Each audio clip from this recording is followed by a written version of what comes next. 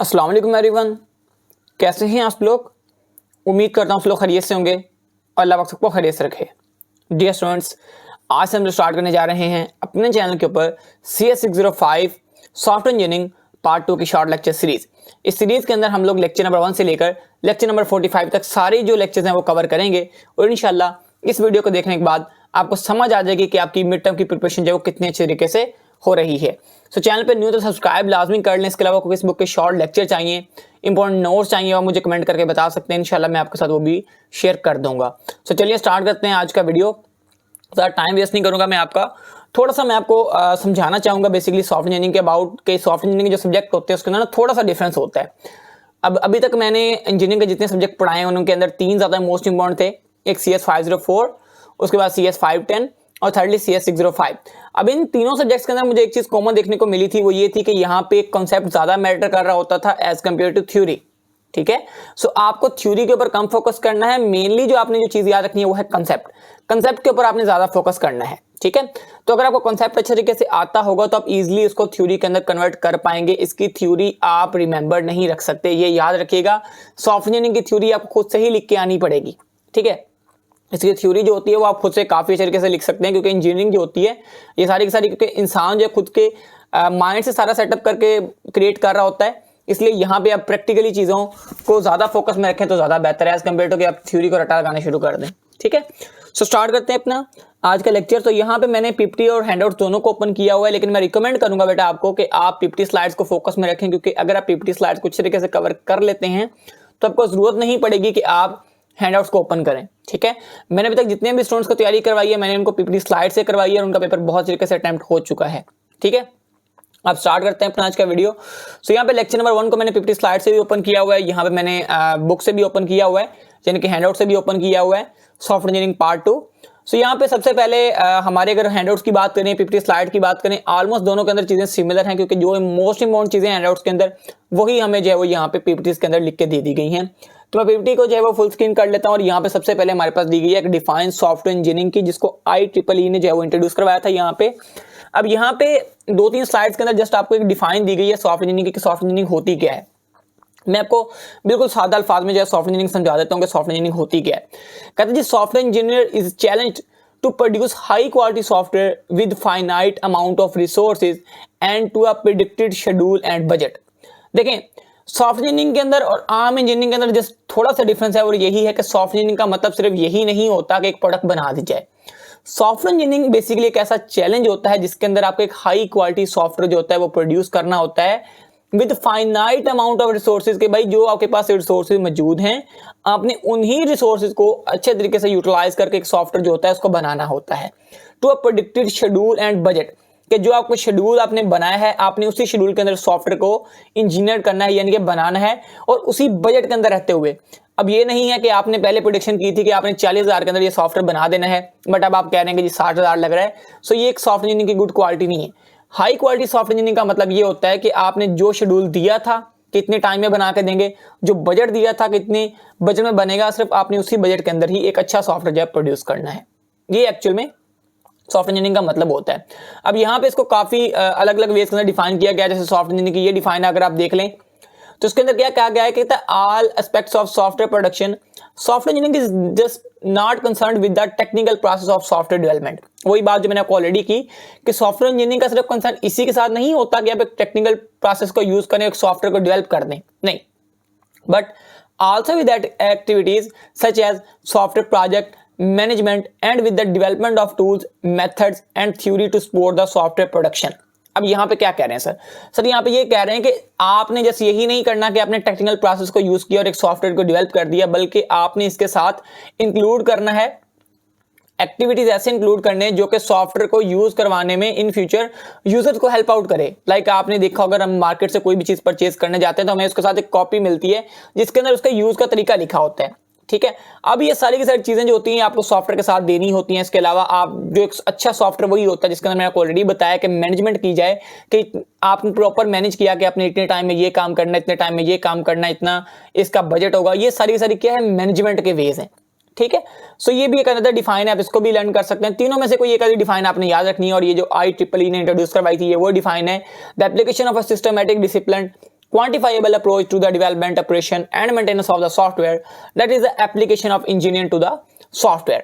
अब यहाँ पे भी वही सेम चीज कही गई है, बट मैं इसको खैर ज्यादा डीपली एक्सप्लेन नहीं करूंगा, इसके अंदर भी वही चीजें मेन है। याद रखिएगा सॉफ्टवेयर के अंदर यही चीजें मेन है जो मैंने आपको यहाँ पे बताई हैं। एक हाई क्वालिटी सॉफ्टवेयर कब बनता है, जब उसके अंदर फाइनाइट अमाउंट ऑफ रिसोर्सेज को यूज करते हुए एक प्रॉपर शेड्यूल बनाया जाए, प्रॉपर बजट बनाया जाए और उसी बजट के अंदर रहते हुए एक सॉफ्टवेयर प्रोड्यूस किया जाए।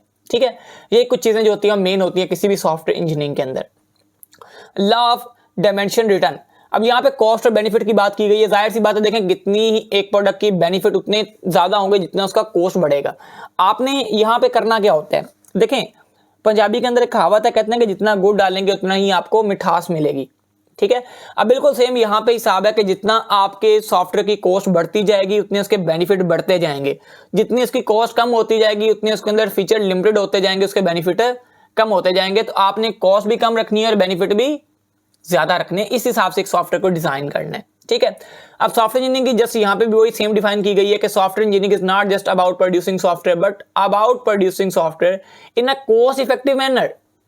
कॉस्ट इफेक्टिव मैनर क्या होता है, I already discuss with you कि कॉस्ट इफेक्टिव मैनर का ये मतलब होता है कि सर आप एक सॉफ्टवेयर बना रहे हैं जिसके अंदर आपने जो बजट सिलेक्ट किया था, मिनिमम से मिनिमम बजट जो आपका बन सकता था, आपने वो बना के दे दिया क्लाइंट को। अब उसी के बजट के अंदर ही अब आप बना के देंगे सॉफ्टवेयर। ठीक है, this is called software engineering. Hope so कि आप समझ गए होंगे कि सॉफ्टवेयर इंजीनियरिंग होती क्या है। अब यहाँ पे कुछ बैलेंसिंग एक्ट दिया गया है कि कॉस्ट वर्सेज एफिशिएंसी, कि कॉस्ट ज्यादा होगी तो एफिशिएंसी ज्यादा होगी। कॉस्ट वर्सेज रिलायबिलिटी, कि कॉस्ट ज्यादा होगी तो रिलायबिलिटी भी होनी चाहिए। एफिशिएंसी वर्सेज यूजर इंटरफेस, अब एफिशिएंसी तभी अच्छी होगी जब एक यूजर फेस इंटरफेस आप अच्छा प्रोवाइड करेंगे। अब चैलेंज क्या होता है, चैलेंज ये होता है कि आपने ये जो सारी की सारी रिक्वायरमेंट्स हैं इनको बैलेंस रखना है। ठीक है, कि आपने कॉस्ट को भी देखना है और उसकी एफिशिएंसी को भी देखना है, मतलब मिनिमम कॉस्ट भी रखनी है और उसकी एफिशिएंसी भी अच्छी रखनी है, मिनिमम कॉस्ट भी रखनी है, उसकी रिलायबिलिटी भी अच्छी रखनी है। एफिशिएंसी और यूजर इंटरफेस दोनों को भी आपने बैलेंस करके यहां पे लेके चलना है। यानी कि इन शॉर्ट में अगर कहूं तो मिनिमम बजट के अंदर एक अच्छा सॉफ्टवेयर प्रोड्यूस करना है। ठीक, अब यहां पे सॉफ्टवेयर डेवलपमेंट का एक लूप आ गया कि सॉफ्टवेयर डेवलपमेंट होती कैसे। सबसे पहले हम प्रॉब्लम को डिफाइन करते हैं कि बेसिकली हमें बनाना क्या है। ठीक है, प्रॉब्लम हमें यूजर ने रिक्वायरमेंट दे दी कि ये हमारी प्रॉब्लम है जो मुझे सॉल्व करवानी है, यानी कि ये उसकी रिक्वायरमेंट है। ठीक है, अब आपने इसका क्या किया, टेक्निकल डेवलपमेंट की, आपने इसके ऊपर सॉफ्टवेयर के अंदर प्रोसेस किए। ठीक है, जो भी आप यूज करना चाहते थे सॉफ्टवेयर, यानी कि कोडिंग टूल ले रहे हैं या कुछ भी आपने यूज किया, आपने वो टेक्निकल डेवलपमेंट की। टेक्निकल डेवलपमेंट का यूज करते हुए आपने बेसिकली एक सोल्यूशन उसके लिए प्रोड्यूस कर दिया। With the help of design कह लें कि आपने एक सोल्यूशन प्रोड्यूस कर दिया कि ये इसका सोल्यूशन है जो आपने मुझे प्रॉब्लम बताई है। ठीक है, अब सोल्यूशन जो आप देंगे उसको हम डाल देंगे स्टेटस क्यू के अंदर। ठीक है, अब स्टेटस क्यू के अंदर जाके फिर वो चेक होगा और उसके बाद फिर वापस कहां जाएगा, प्रॉब्लम डेफिनेशन के अंदर। सो ये इसी तरह जो सारे के सारे डेवलपमेंट का सर्कल जो मूव करता है। सो अगर आप इस सर्कल को याद रख लें तो ज्यादा बेहतर है, क्योंकि इसी सर्कल का 3 नंबर का शॉर्ट क्वेश्चन भी आता है और 5 नंबर का लॉन्ग क्वेश्चन भी लग जाता है कि स्टेटस क्यू के अंदर सॉफ्टवेयर जो है वो कब जाता है, या सोल्यूशन इंटीग्रेशन के अंदर सॉफ्टवेयर कब जाता है, या टेक्निकल डेवलपमेंट के अंदर सॉफ्टवेयर कब जाता है, या प्रॉब्लम डेफिनेशन जो है सॉफ्टवेयर की कब की जाती है। ठीक है, अब स्टेटस क्यू क्या होता है वो भी जरा समझ लें। स्टेटस क्यू का मतलब होता है कि आपका सॉफ्टवेयर कितने प्रोसेस जो है उसका स्टेटस जो है वो कंप्लीट हो गया, या कितने प्रोसेस वो रहता है। यानी कि अगर एक 100% का सॉफ्टवेयर तो उसमें से अगर 20% कंप्लीट होगा तो उसका स्टेटस क्यू क्या है, 20%। अगर वो 30% कंप्लीट हो गया तो 30%, तो ये इसका स्टेटस क्यू होता है। ओके हो गया। उसके बाद the name of the game is continuous change and evolution in all dimensions. अब यहाँ पे बड़ी इंपॉर्टेंट बात कर दी सर ने, सॉफ्टवेयर इंजीनियरिंग के अंदर ये चीज बड़ी इंपॉर्टेंट है। अभी तक जितनी भी सीएस के सॉफ्टवेयर इंजीनियरिंग के सब्जेक्ट्स पढ़ाए हैं उनके अंदर ये चीज मुझे मोस्ट कॉमनली देखने को मिली है, वो ये है कि सॉफ्टवेयर जो होता है ना वो डे बाय डे अपडेट होता है लाजमी, वो उसका कोई एंड नहीं होता। ठीक है, आपने देखा होगा व्हाट्सएप पे आप चला रहे हैं उसका डे बाय डे कोई ना कोई वर्जन अपडेट हो रहा है। अब जो आपने सॉफ्टवेयर बनाना है उसको अपने इस तरह डिजाइन करना है कि वो इस काबिल हो कि वो इन फ्यूचर अपडेट हो सके। अगर वो अपडेट ना हो सकता हुआ सर फिर वो थोड़े देर से ही चल सकता है, उसके ज्यादा अरसे वो नहीं चलेगा। इसलिए सॉफ्टवेयर इस तरीके से डिजाइन करें कि वो कभी भी अपडेट आपसे इजिली कर सकें। उसके बाद वेल इंजीनियर्ड सॉफ्टवेयर कौन से होते हैं, वेल इंजीनियर्ड सॉफ्टवेयर जो होते हैं उसके अंदर ये कुछ फंक्शनैलिटीज होती हैं। सबसे पहले वो रिलायबल होते हैं, दूसरा यूजर फ्रेंडली होते हैं यानी कि वो यूज करने बहुत ज्यादा इजी होते हैं। उसके बाद एफिशिएंट होते हैं यानी कि वो काम अच्छे तरीके से कर रहे होते हैं। मेंटेनेबल होते हैं यानी कि इजीली आप उसके अंदर कोई भी चीज चेंज कर सकते हैं, रिमूव कर सकते हैं, ऐड कर सकते हैं, ठीक कर सकते हैं। कॉस्ट इफेक्टिव क्या होता है कि मिनिमम कॉस्ट को यूज करते हुए आप एक सॉफ्टवेयर को बना रहे हैं। ठीक है, अब उसके बाद ये ब्रेकडाउन आ गए हैं कॉस्ट के। सो यहाँ पे आप इसको एक बार रिमेंबर करना चाहें तो कर सकते हैं कि रिक्वायरमेंट जो होती हैं उसके अंदर 3.84%, प्रोटोटाइपिंग जो होती है उसके अंदर 4.50%, उसके बाद आर्किटेक्चर 2.25%। ये आप एक बार देख लीजिएगा, अभी तक मैंने किसी का आते हुए नहीं देखे। ये कुछ मोस्ट इंपॉर्टेंट, इनको जस्ट आप देख लें ज़्यादा बेहतर है। Project management 8.08%। इस तरह की चीज़ें जो है वो ऑप्शन के अंदर आ जाती हैं, ज़्यादा शॉर्ट लॉन्ग के अंदर नहीं आती। सॉफ्टवेयर इंजीनियरिंग प्रैक्टिसेस देखें जी, सॉफ्टवेयर प्रोडक्ट रियलाइजेशन, उसके बाद सॉफ्टवेयर प्रोजेक्ट की आप मैनेजमेंट करेंगे, उसके बाद प्रोसेस की आप मैनेजमेंट करेंगे, उसके बाद क्वालिटी एश्योरेंस की आप क्वालिटी चेक करेंगे सॉफ्टवेयर की कि क्या जो सॉफ्टवेयर है वो यूजर की रिक्वायरमेंट को फुलफिल कर रहा है या नहीं कर रहा। सॉफ्टवेयर कॉन्फ़िगरेशन मैनेजमेंट के आप सॉफ्टवेयर की मैनेजमेंट को देखेंगे। अब मैनेजमेंट और कंस्ट्रक्शन दो अलग अलग पार्ट्स को टेक कर रहा होता है। मैनेजमेंट के अंदर क्या आ जाता है, ये बड़ा important short question long question है। मैनेजमेंट के अंदर हम बेसिकली देखते हैं कि जो प्रोजेक्ट है उसकी प्लानिंग कैसे करनी है। ठीक है, जो हम प्रोजेक्ट बना रहे हैं उसकी हमने प्लानिंग कैसे करनी है कि हमने कितने टाइम के अंदर कौन सा काम जो पूरा करना है। ठीक है, उसके बाद आप कॉन्फ़िगरेशन की मैनेजमेंट कैसे करेंगे, जो कॉन्फ़िगरेशन जो आप अपडेटेशन ला रहे हैं उसके अंदर जो कुछ चेंजेस कर रहे हैं उसकी मैनेजमेंट को हम बात कर रहे हैं, कॉन्फ़िगरेशन मैनेजमेंट। उसके बाद क्वालिटी एश्योरेंस की आप क्वालिटी चेक कर रहे हो सॉफ्टवेयर की कि जब सॉफ्टवेयर बना रहे हो क्या वो यूजर की रिक्वायरमेंट को फुलफिल कर पा रहा है या नहीं कर पा रहा। उसके बाद इंस्टॉलेशन आप करके देंगे सॉफ्टवेयर की, उसके बाद उसकी ट्रेनिंग देंगे कि आपने इसको यूज कैसे करना है। और देन हम लोग कंस्ट्रक्शन के अंदर देखेंगे कि उसकी रिक्वायरमेंट क्या है, उसका डिजाइन क्या है, उसके अंदर कोडिंग कैसे की है, उसके अंदर टेस्टिंग कैसे हुई है, और उसके बाद मेंटेनेंस की बात करेंगे हम लोग। ठीक है, अब यहाँ पे हमारे पास सॉफ्टवेयर के फ्रेमवर्क आ गए हैं, मेथड, प्रोसेस और क्वालिटी फोकस। ये तीन चीजें जो होती हैं वो मेन होती हैं सॉफ्टवेयर के अंदर। सो यहाँ पे द प्रोसेस। अब प्रोसेस क्या होता है, बड़ी इंपॉर्टेंट डेफिनेशन है यहाँ पे, ये 3 नंबर की डेफिनेशन आ जाती है, 5 नंबर की भी लॉन्ग क्वेश्चन बना दी जाता है इसको। अब प्रोसेस के बेसिकली होता है, प्रोसेस बेसिकली सॉफ्टवेयर के अंदर एक रोड मैप का काम करता है जो आपको बताता है कि आपने ये चीज टाइमली कैसे जो है वो क्रिएट करनी है। कहते हैं software process is a road map that help you to create a timely high quality result. Process के अंदर क्या होता है कि हम एक कह लें कि एक शेड्यूल ही कह लें। ठीक है, कि स्टेप बना लिए हमने, फर्ज करें 5 स्टेप बना लिए, और 5 स्टेप को जब आप 1 बाय 1 फॉलो करेंगे, उनके ऊपर प्रोसेस करेंगे, तो आप एक टाइम के अंदर रहते हुए एक हाई क्वालिटी सॉफ्टवेयर जो प्रोड्यूस कर लेंगे। ठीक है, it is the way to produce software provide stability and control, कि आपका कंट्रोल होगा क्योंकि आपने चीजों को डिवाइड किया होगा टुकड़ों के अंदर, तो आप किसी भी टाइम किसी भी पार्ट को कंट्रोल कर सकते हैं, मैनेज कर सकते हैं। ठीक है, अब इसके अंदर हम क्या करते हैं, डॉक्यूमेंटेशन करते हैं, डाटा प्रोड्यूस करते हैं, और फिर उसके मुताबिक ही जो है वो हर एक चीज की हमारे पास डिटेल होती है, तो हमें पता लग जाता है इजीली कि हमने कहाँ पे गलती की है। Process maturity. अब ये भी बड़ा important short question as well as long question है। SEI software engineering institute 5 maturity level और कैपेबिलिटी ऑफ मेजॉरिटी मॉडल। ये CMM जो है वो इंपॉर्टेंट शॉर्ट क्वेश्चन है as well as long question है, और इंपॉर्टेंट MCQs भी है आपका। चलिए आगे देखते हैं, यहाँ पे CMM के लेवल दिए गए हैं। सबसे पहला लेवल है जो हमारे पास है वो है इनिशियल स्टेज के अंदर हम क्या करते हैं, HOC प्रोसेस को ऐड करते हैं। उसके बाद रिपीटेबल, कि हम लोग जो है वो प्रोजेक्ट के अंदर मैनेजमेंट करते हैं। ठीक है, कि प्रोजेक्ट के अंदर कोई चीज चेंजेस करने होते हैं तो हम उसके अंदर क्या करते हैं, चेंज कर देते हैं। उसके बाद थर्डली हम लोग क्या करते हैं, प्रोसेस के अंदर डेफिनेशन करते हैं कि हमें कौन सी प्रॉब्लम जो होती है उसको हम डिफाइन करते हैं। उसके बाद हम मैनेज करते हैं उससे नेक्स्ट स्टेप के अंदर, उसके बाद हम उसको ऑप्टिमाइज करते हैं। ठीक है जी, ओके हो गया। आगे की प्रोसेस एरिया KPAS, ये भी बड़ा इंपॉर्टेंट शॉर्ट क्वेश्चन है। इसके अंदर हम देखते हैं गोल्स, कमिटमेंट्स, एबिलिटीज और एक्टिविटीज। गोल्स क्या होते हैं कि हमें क्या अचीव करना है, कमिटमेंट्स जो हमने की होती है यूजर के साथ, एबिलिटीज के ये सॉफ्टवेयर क्या क्या कर सकते हैं, और एक्टिविटीज के अंदर हम कौन कौन सी एक्टिविटीज जो है वो कैरी आउट कर रहे हैं। Level 2 KPAS software configuration management, पहली चीज सॉफ्टवेयर क्वालिटी एश्योरेंस, दूसरी चीज, और तीसरी सॉफ्टवेयर सब कॉन्ट्रैक्ट मैनेजमेंट। लेवल 2 के अंदर वही चीज कंटिन्यूड है, और ये लेवल 3 आ गया है। लेवल 3 के अंदर हम पीयर रिव्यू को देखते हैं, इंटर ग्रुप कोऑर्डिनेशन को देखते हैं, सॉफ्टवेयर प्रोडक्ट इंजीनियरिंग को देखते हैं, और इंटीग्रेटेड सॉफ्टवेयर मैनेजमेंट को देखते हैं। लेवल 3 KPSC अभी कंटिन्यू है। अब आगे लेवल 4। लेवल 4 के अंदर बेसिकली सॉफ्टवेयर की क्वालिटी को मैनेज करते हैं, क्वांटिटेटिव प्रोसेस में को मैनेजमेंट करते हैं। उसके बाद लेवल 5 के अंदर भी इसी तरह हम जो प्रोसेस चेंज हो रहे होते हैं उनको मैनेज कर रहे होते हैं, टेक्निकल जो चेंजेस हो रहे होते हैं उनको मैनेज कर रहे होते हैं, डिफेक्ट को प्रिवेंशन कर रहे होते हैं कि ये प्रॉब्लम आई है अब इसको ठीक करना है आपने। उसके बाद software life cycle model. Software life cycle model एक ऐसा मॉडल होता है, कैसा भी होता है जिसके अंदर आप अपनी सारी की सारी एक्टिविटीज जो होती हैं उनको मैनेज कर रहे होते हैं with the help of model. Life cycle model is a series of steps through which the product is produce. ठीक है जी, अब सॉफ्टवेयर इंजीनियरिंग के फेजेस आ गए आगे, बड़ा इंपॉर्टेंट क्वेश्चन है ये भी शॉर्ट लॉन्ग के हवाले से। सबसे पहले यहाँ पे देखें 4 फेज होते हैं, विजन, डेफिनेशन, डेवलपमेंट और मेंटेनेंस। जो विजन होता है उसका मकसद ये होता है कि आपने फोकस करना है वाई के ऊपर कि आपने चीज क्यों बनाई है। डेफिनेशन का मतलब ये होता है कि आपने चीज क्या बनाया है, ठीक है। डेवलपमेंट के अंदर हम फोकस करते हैं कि हाउ कैसे बनानी है, और मेंटेनेंस के अंदर हम फोकस करते हैं कि चेंज कैसे करना है, ठीक है, ये चीज होती है। सो ये हमारे पास लेक्चर 1 यहाँ पे कंप्लीट हो गया। अभी हम लेक्चर 2 की बात करते हैं। सो यही कुछ मेन चीजें वैसे पहले लेक्चर के अंदर थी, बाकी लेक्चर हमारे सारे के सारे छोटे ही हैं, तब इनको हम देखते हैं। लेवल 1 के अंदर हम बात की थी, हम लोगों ने क्या HOC प्रोसेस को हमने ऐड करना है अपने सॉफ्टवेयर के अंदर लेवल 1 के अंदर।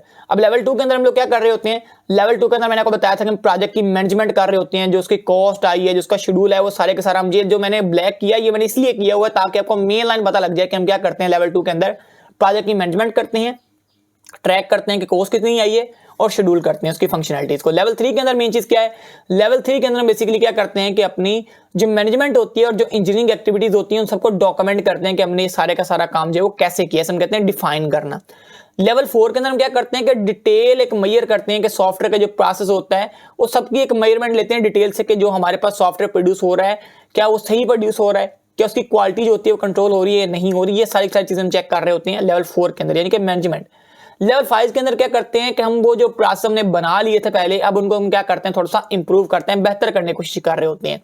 अब KPS जो होता है उसके अंदर हम क्या करते हैं, सेटिस्फाई करते हैं कि अपने जो इंजीनियरिंग की है वो सारी की सारी ठीक की है और इस लेवल के ऊपर की है कि जिससे यूजर जो है सेटिस्फाइड हो जाए। अब उसके बाद यही सॉफ्ट इंजीनियरिंग लाइफ साइकिल के स्टेप्स दिए गए हैं। ये यहाँ पे एक नई चीज आई है, पिछली सारी चीजें हम ऑलरेडी पढ़ चुके थे। रिक्वायरमेंट फेज के अंदर हम क्या करते हैं, रिक्वायरमेंट गैदर करते हैं, उसके बाद स्पेसिफिकेशन फेज आ जाता है हमारा, डिजाइन फेज के अंदर हम डिजाइन बनाते हैं, उसके बाद इंप्लीमेंटेशन फेज के अंदर हम चीजों को इंप्लीमेंट करते हैं, उसके बाद इंटीग्रेट करते हैं चीजों को, और उसके बाद मेंटेनेंस करते हैं, उसके बाद सॉफ्टवेयर जो हमारा रिटायरमेंट के अंदर चला जाता है।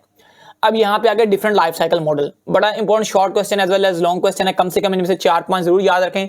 Build and fix model, waterfall model, rapid prototyping model, incremental model, extreme programming, synchronisation and stabilise model, spiral model, object oriented life cycle model और कंपैरिजन लाइफ साइकिल मॉडल। ये सारे के सारे हम लोग इंशाल्लाह आगे जाके देखेंगे। सबसे पहले बिल्ड एंड फिक्स मॉडल।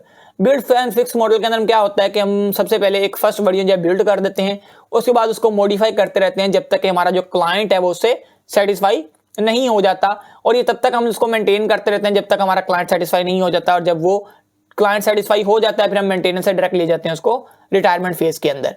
उसके बाद वाटरफॉल मॉडल। वाटरफॉल मॉडल के अंदर सबसे पहले हम रिक्वायरमेंट को डिफाइन करते हैं, रिक्वायरमेंट को डिफाइन करने के बाद हम उसका डिजाइन बनाते हैं, डिजाइन करने के बाद हम उसकी इंप्लीमेंटेशन करते हैं, उसके बाद हम उसकी टेस्टिंग करते हैं और उसके बाद हम उसकी मेंटेनेंस करते हैं। ये वही चीजें सारी की सारी दिखाई गई हैं। रैपिड प्रोटोटाइपिंग के अंदर और वाटरफॉल मॉडल के अंदर जस्ट एक छोटा सा डिफरेंस होता है कि इसके अंदर हमारे पास यहाँ पे रैपिड प्रोटोटाइपिंग जो शुरू के अंदर ऐड हो जाती है, उसके बाद और यहाँ पे कुछ भी नहीं है। अब जो प्रोसेस की डिफाइन थी मैं ऑलरेडी आपको बता चुका हूँ कि ये एक रोड मैप होता है जिसके अंदर आप जिसको यूज करते हुए कह लें कि सॉफ्टवेयर को बनाते हैं। उसके बाद process majority model already discuss कर चुके हैं, ये पांचों के पांच मैं ऑलरेडी आपको बता चुका हूँ, आपको ऑलरेडी आते होंगे। गोल्स KPS के ऑलरेडी डिस्कस कर चुके हैं, ये level 2, level 3, level 5 soft engineering phase हम सारे ऑलरेडी डिस्कस कर चुके हैं, इसको भी हम स्किप करते हैं यहाँ पे। अब लेक्चर नंबर 3 की बात करते हैं। अब लेक्चर नंबर 3 के अंदर हमारे पास देखते हैं हमारे पास क्या चीज है। लेक्चर नंबर 3 के अंदर हमारे पास सबसे पहले लाइफ साइकिल के स्टेप्स आ गए, ऑलरेडी डिस्कस कर चुके हैं। Life cycle model already discuss कर चुके हैं, build and fix model, waterfall model, rapid prototyping model, process को ऑलरेडी डिस्कस कर लिया। ये सारी चीजें हम ऑलरेडी डिस्कस कर चुके हैं। अब हमारे पास आ जाता है इंक्रीमेंटल मॉडल। इंक्रीमेंटल मॉडल के अंदर भी हमारे पास ज्यादा कुछ डिफरेंस है नहीं, सारी चीजें ऑलमोस्ट सिमिलर ही होती हैं सारे एक मॉडल के अंदर। सबसे पहले आप रिक्वायरमेंट को गैदर करेंगे, उसके बाद उसको वेरीफाई करेंगे स्पेसिफिकेशन फेज के अंदर, उसके बाद आप उसका डिजाइन बनाएंगे, उसके बाद उसकी क्या करेंगे, आप परफॉर्म करेंगे डिटेल डिजाइन और इंप्लीमेंट करेंगे, उसके बाद इंटीग्रेशन करेंगे और टेस्ट करते रहेंगे, और उसके बाद टेस्ट करने के बाद आप उसको मेंटेनेंस फेज के अंदर डालेंगे, उसके बाद उसकी रिटायरमेंट हो जाएगी। लें जी, ये काम यहाँ पे भी हमारे पास लेक्चर नंबर 4 जाए, यहाँ पे ये भी खत्म हो गया, सॉरी लेक्चर 3, लेक्चर 4 का तो हमारा अब शुरू होगा, ठीक है। सो यहाँ पे भी हमारे पास वैसे ऑलरेडी वही चीजें हैं सारी की सारी। तो ये स्पिरल मॉडल आ गया। स्पिरल मॉडल जो होता है, proceed each phase by alternative risk analyse, follow each phase evaluation, planning and next phase. अब स्पिरल मॉडल के अंदर भी हम लोग हर एक चीज होती है फेज वाइज कर रहे होते हैं इसके अंदर, और पिछले मॉडल के अंदर कोई खास डिफरेंट नहीं है, सारी चीजें जो है वो सिमिलर ही हैं, ठीक है। अब हमारे पास यहाँ पे आ गया स्पिरल सिंप्लीफाइड स्पिरल मॉडल आ गया। स्पिरल मॉडल जो होता है, if this can not be resolve project is immediately terminated. अब यहाँ पे एक चीज छोटी सी जो है आपको याद रखनी है सिर्फ स्पिरल मॉडल के अंदर, कि यहाँ पे ये होती है कि अगर आपका रिस्क रिजॉल्व नहीं होता, जो प्रोजेक्ट होता है वो आपका इमीडिएटली बंद हो जाता है। ये एक थोड़ा सा यहाँ पे इसकी खामी है कि अगर आपका रिस्क आपने सॉल्व नहीं किया तो ये बंद हो जाएगा, ठीक है। ये बस स्पिरल मॉडल के अंदर थोड़ा सा डिफरेंस है, बाकी चीजें सारी सिमिलर हैं। और उसके बाद रैपिड एप्लीकेशन डेवलपमेंट के अंदर भी चीजें ऑलमोस्ट सिमिलर है। उसके बाद object oriented life cycle model आ गया है। सो यहाँ पे भी वही चीजें सारी की सारी मेन। सो ये हमारे पास लेक्चर नंबर 4 भी यहाँ पे खत्म होता है। लेक्चर नंबर 5 मेन चीजें वही है जो मैं आपको लेक्चर 1 के अंदर डिस्कस करवा चुका हूँ बहुत डिटेल के साथ, ठीक है। अब लेक्चर नंबर 5 के अंदर हमारे पास एक्सट्रीम प्रोग्रामिंग का कंसेप्ट आ जाता है। उसके बाद रैशनल यूनिफाइड प्रोसेस आ जाता है, इनको आप स्किप कर सकते हैं। यहाँ पे आ जाता है जी डॉक्यूमेंटेशन फेज, मेन चीज यहाँ से स्टार्ट होती है। कहते हैं जी there is no documentation phase, every phase must be fully documented before starting the next phase. इसमें कहता है कि आपने सबसे पहले नेक्स्ट फेज के ऊपर जाने से पहले आपने इसको पूरी तरह डॉक्यूमेंट कर लेना है, चेक कर लेना है क्या वो ठीक है, क्योंकि वापस आप इस फेज पे ऊपर नहीं आ सकते। पोस्टपोन डॉक्यूमेंटेशन में नेवर बी कंप्लीटेड, कि जो पोस्टपोन हो जाती है डॉक्यूमेंटेशन, मतलब आप एक बार कहें कि जी मैं अभी इसको छोड़ देता हूं, बाद में इसको कर लूंगा, तो फिर वो चीज आप कंप्लीट नहीं कर पाते, ठीक है। सो ये कुछ चीजें यहाँ पे मेनली लिखी थी जो मैंने आपके साथ शेयर कर दी हैं। उसके बाद यहाँ पे और कुछ भी नहीं है, आप इसको स्किप कर सकते हैं सारे को। यहाँ पे एक्सट्रीम प्रोग्रामिंग को इंशाल्लाह हम आगे डिटेल में पढ़ेंगे, यहाँ पे आप बिल्कुल भी इसको स्किप कर सकते हैं, कोई इशू नहीं है यहाँ पे, ठीक है। इसको हम डिटेल में आगे पढ़ेंगे। सो उम्मीद करता हूँ कि आपको पांचों लेक्चर की समझ आई होगी। फिर भी कुछ दिन में क्यूरी हो, कोई डाउट हो तो मुझसे पूछ सकते हैं। बाकी हैंडआउट से भी आप चेकआउट कर सकते हैं, यहाँ पे भी वही सेम चीजें लिखी हुई हैं, कोई मुश्किल नहीं है। आपको यहाँ पे सारी की सारी चीजें हाईलाइट करनी पड़ती, आपको यहाँ पे ज्यादा डिफिकल्टी होती है, इसलिए मैंने यहाँ पे चीजों को स्किप किया है और जो मेन चीजें हैं वो आपको वहीं पे सारी डिस्कस करवा दी, ताकि आपको जरूरत ही ना रहे कुछ भी करने की, ठीक है। सो इसलिए मैं आपको कह रहा हूँ कि आप बेहतर है कि आप पीपीटी स्लाइड से कर लें। पीपीटी स्लाइड्स का लिंक आपको डिस्क्रिप्शन में मिल जाएगा, वहां से जाकर आप डाउनलोड कर सकते हैं। मैंने चीजें ऑलरेडी आपके लिए पीपीटी स्लाइड्स के अंदर भी हाईलाइट कर दी हैं। अल्लाह हाफिज और अस्सलाम वालेकुम।